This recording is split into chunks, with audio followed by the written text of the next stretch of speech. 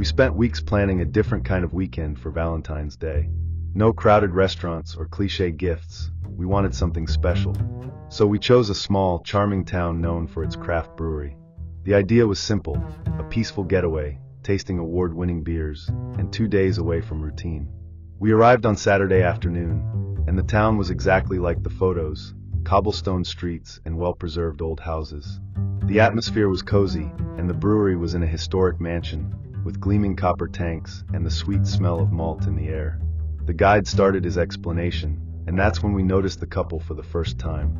They introduced themselves as local photographers, saying they worked for a tourism website. At first, we didn't think much of it.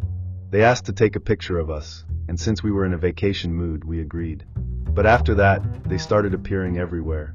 When we left the brewery, there they were, smiling and asking about our plans. At the cafe in the square, the woman struck up a conversation about how young couples should enjoy life to the fullest. The man, on the other hand, kept suggesting we take more photos, insisting we pose in secluded spots around town. That's when we started to feel something was off. We decided to leave as soon as possible. The town no longer felt so welcoming, and that strange couple seemed to know too much about us. But when we picked up our phones to check the route back, something made our skin crawl. Location tracking notifications had been activated on both devices, as if someone had been monitoring our every move. We didn't remember turning anything like that on. My heart pounded. How did they do that? Without saying a word, we made eye contact and knew we had to get out of there discreetly. We left the restaurant and walked straight to the car, trying to act casual. Once inside, we locked the doors and let out a breath of relief, ready to leave. But the moment I started the engine and looked in the rearview mirror, my blood ran cold. The man and woman were standing on the sidewalk, watching us. They weren't smiling anymore. They just stared, as if they knew exactly what we were doing. It was supposed to be just a quiet Valentine's Day dinner. Nothing extravagant, just a moment for us. We made a simple meal, opened a bottle of wine, and played soft music to set the mood. The lights in the living room and kitchen were on, so it must have been pretty dark outside. In the middle of an ordinary conversation, I noticed it. On the other side of the window, standing in the shadows of the backyard, someone was there. I couldn't make out their face, just a dark silhouette, motionless, as if they were watching us. My first instinct was to freeze. What do you even do in a situation like that? I looked at my girlfriend and realized she hadn't noticed yet. When I told her not to move and to slowly look toward the window, she held her breath. We tried to rationalize it. Maybe it was a curious neighbor, someone lost. But who just stands in the dark, silently watching? I got up slowly and walked toward the window. The figure didn't move. When I turned on the backyard light, there was no one there. No sound of footsteps, nothing. Just an eerie silence. My girlfriend suggested it might have been a reflection, maybe a trick of the light, but something felt wrong. We tried to brush it off and continued dinner, but a lingering unease filled the air. I felt like someone had really been there, but without proof, what could we do? The next morning, as we stepped outside to grab something from the car, I noticed marks on the ground, right by the living room window. Footprints. They weren't ours, and they were fresh, as if someone had stood there for a long time. The strange thing was, the tracks led up to the window, but they didn't seem to go back anywhere, as if the person had simply vanished. A chill ran through me. I looked around, trying to spot any sign of someone nearby, but the street was empty. My girlfriend saw the footprints too and got scared, but we tried convincing ourselves that maybe someone had passed by for another reason. Maybe a delivery guy or a neighbor. But deep down, I knew that wasn't it. Things got worse when we started finding strange objects near the house. Later that afternoon, when I stepped onto the porch, I noticed a shirt button on the stair. The next day, we found a folded piece of paper near the gate. I opened it, expecting to see something written, but it was blank. As if someone just wanted to show us they could get that close. My girlfriend was getting genuinely scared, and so was I. This didn't feel like a coincidence anymore. Someone was coming near our home, standing there, watching us. But why? And who? That night, we locked everything up and tried to act normal, but the tension inside the house was suffocating. I kept glancing out the window from time to time, watching for any movement outside. Around 2 a.m., we heard a noise inside the house. A faint but distinct sound, like someone bumping into something. My heart pounded. I grabbed my phone and turned on the flashlight, trying to illuminate the hallway. My girlfriend clutched my arm. whispering for me not to leave the bedroom. We froze, listening. Another sound, this time from the living room, like someone was just standing there. I took a deep breath, mustered up some courage, and slowly opened the door, pointing my phone's light into the darkness.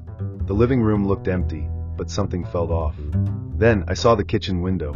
It was open. I was absolutely certain we had locked all the windows before going to bed. I stepped closer, feeling an icy dread creeping up my spine. On the floor, right beside the table, were a single pair of dirty footprints. As if someone had entered, stood there, and then disappeared. A wave of terror crashed over me. It didn't make sense. If someone had broken in, why didn't they take anything? Why did they just stand there? My girlfriend came up behind me, gripping her phone with trembling hands. She saw the footprints too, and began whispering that we needed to get out, now.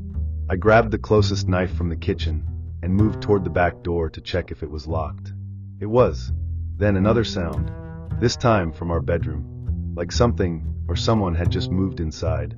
I have never felt fear like that in my life. We had no idea who or what was in there with us. My instinct was to run straight to the front door and get out. We flung it open without looking back and sprinted to the car.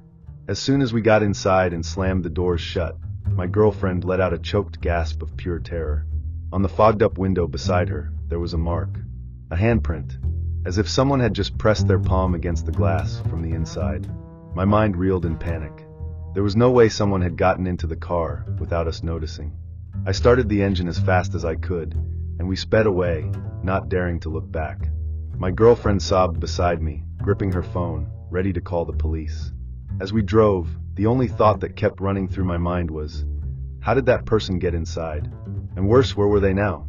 We drove straight to my parents' house, just a few miles away. When we arrived, we locked the doors and finally called the police. When the officers arrived, they returned with us to the house to investigate. There were no signs of forced entry, but all our clothes and belongings had been rummaged through, as if someone had gone through everything. And on the bedroom floor, there was something that made my stomach drop, a hastily scribbled note on a torn piece of paper. It read simply, "Happy Valentine's Day." My girlfriend and I always try to do something special for our anniversary. This time, we decided to spend the day at an amusement park that had recently opened in a nearby city. We arrived in the late afternoon, enjoyed the rides, and ate some snacks. Everything was great until, while walking near the Ferris wheel, a man approached us. He was holding a professional camera and said he worked for the park, taking pictures of couples for a special seasonal album. I found it a bit odd, but he was polite and seemed harmless. We agreed to a few quick photos, he smiled, and then walked away. But as the night went on, we started noticing something strange. The photographer was everywhere. He wasn't taking pictures of anyone else, only us. If we went to the roller coaster, he was at the exit.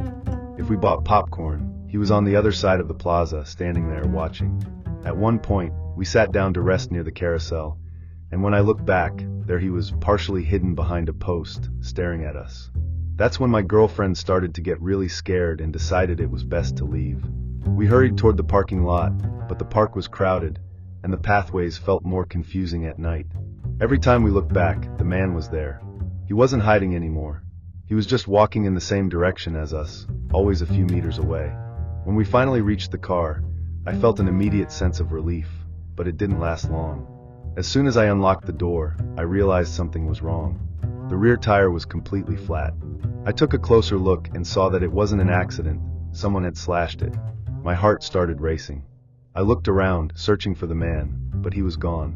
My girlfriend was on the verge of tears. I grabbed my phone and called a friend who lived nearby. I told him to come as fast as possible, without explaining much, just that we urgently needed a ride. While we waited, we stayed locked inside the car, trying to calm down. Then, a noise at the passenger window. My girlfriend jumped and gripped my hand tightly. I turned my head and saw a photograph pressed against the glass. It was one of the pictures the man had taken of us at the park. But that wasn't all. In the corner of the image, in the background, there was a reflection in a ride's mirror. A reflection we hadn't noticed before. It was him, standing right behind us. My girlfriend started hyperventilating. I froze. I only snapped out of it when we saw a bright light approaching from the other side of the parking lot. It was our friend's car. We got out quickly and ran to him. When I looked back one last time, I saw a silhouette disappearing between the other cars. We never reported it. The park closed a few weeks later, without explanation. And to this day, I wonder if anyone else received those photos.